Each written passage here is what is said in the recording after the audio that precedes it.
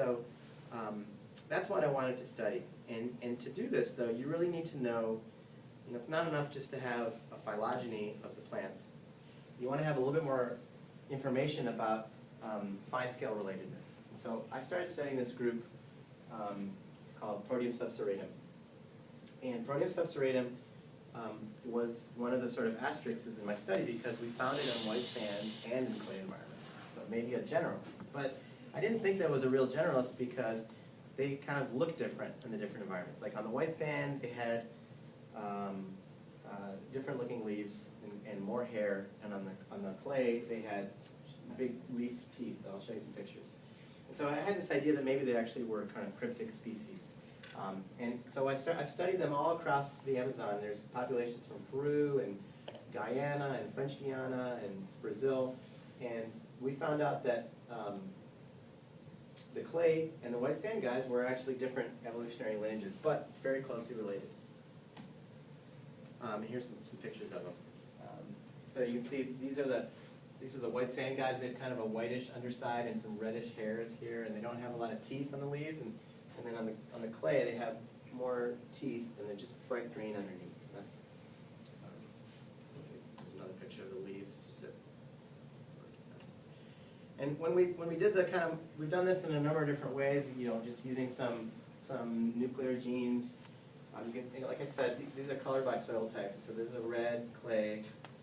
These orange ones here are the white sand from the same area, same geographic area. But then there's like one white sand guy here and one red clay guy here, and that means there's either some hybridization going on, which means that probably speciation is really recent, or this could be something called incomplete lineage sorting, which you don't really need to know about. It won't be on the quiz later. But it just means also it's more evidence that this lineage splitting event happened relatively recently. And we started studying kind of more in more recent time something called microsatellites. I don't know who's heard of microsatellites. They're actually, you probably shouldn't even bother learning them because they're being phased out by this whole next generation sequencing thing. But it's a way to kind of look at, again, what's happened recently. Do geographically close populations share alleles or not? And what we're finding is that there's very strong signals for the different soil types for clay and white sand, and that there's some hybridization, but at really low levels. But again, consistent with the hypothesis that this is a very recent speciation event.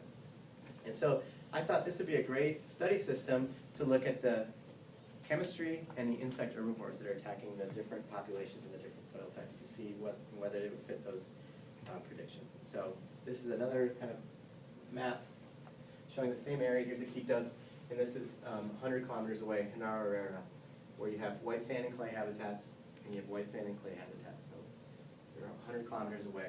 And that was our design, basically just to see what insects are there attacking the plants, and what chemicals do the plants have to defend themselves. Is there more chemicals or less? Are there more insects or less? And what kinds of chemicals and what kinds of insects? And so, this is really just pretty simple stuff. But painstaking and time, it takes a lot of time. We just go out and look at these plants, maybe once a week. And if we see an insect eating it, we collect it, put it in a vial, and try to figure out what it is. And we did this for a year. So there was a team of Peruvian students were working on this project with me. And so we got abundance and morphospecies diversity. And each place we looked at 30 to 40 of the same plants in the white sand and clay in the 4 different areas. And we found 115 different kinds of insects, which is actually, I didn't know when I started this. I was wondering if it was going to find like 1,000 or 7. I had no idea. So we found 115 morphospecies, but 77 of them we only found in one spot. Okay, so that means that most of the insects we found were pretty rare. We only found them in one of the 4 places. Of those, almost all of them were two guilds of insect herbivores. 61% were chrysomellid beetles, which are kind of their typical leaf-chewing beetle.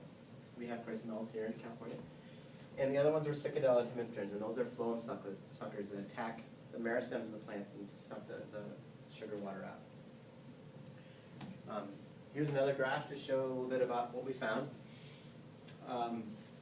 So this axis is how many insects we collected of each morphospecies.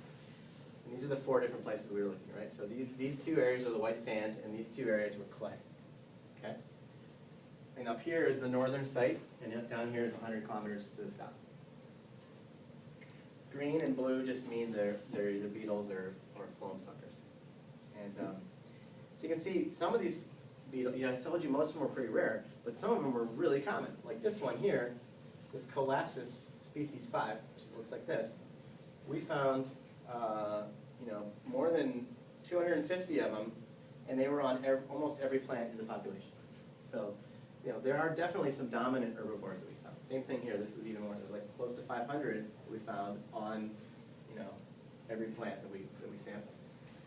And then there were a lot of things that were down here where we just find them on 1 or 2 of the plants. Okay.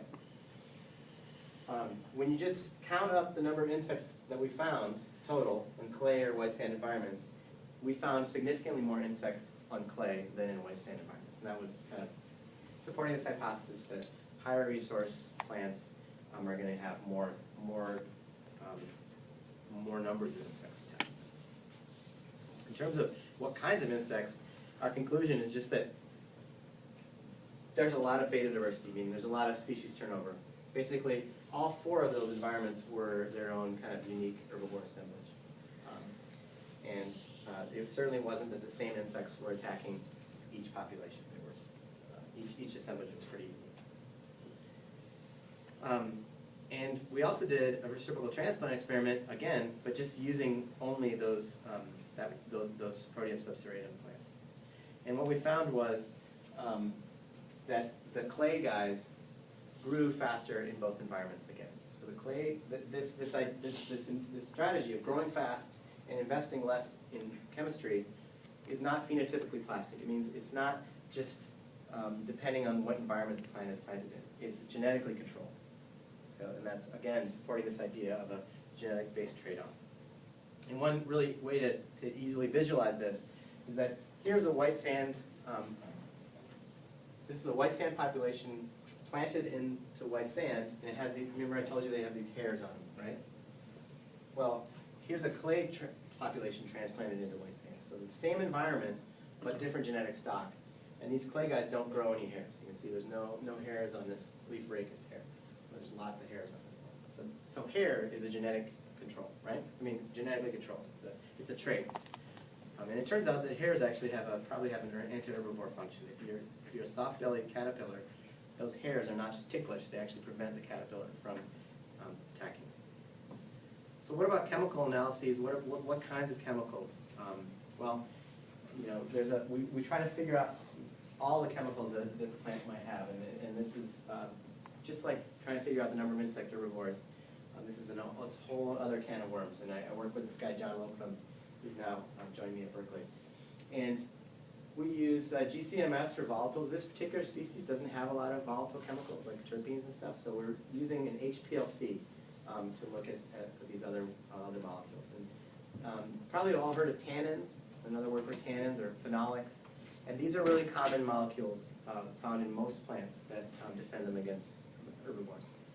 And the way tannins work is pretty simple, actually. If you have protein that's available, a tannin molecule will bind to that protein, and it'll just make a really super long molecule. It's hard for an animal to digest it. And that reduces your metabolic rate and metabolic efficiency. And so an insect that's trying to eat a leaf that has a lot of tannins in it will grow a lot slower, and it'll take a lot longer for its life cycle to be completed. And that reduces its chance that it's going to get picked off by a bird or something like that. So tannins turn out to be about 80% of the kind of weight of the chemicals in these leaves, and that's pretty standard for a lot of tropical plants. And of the total leaf weight, it's between over 40% of the leaf is actually dedicated to defense.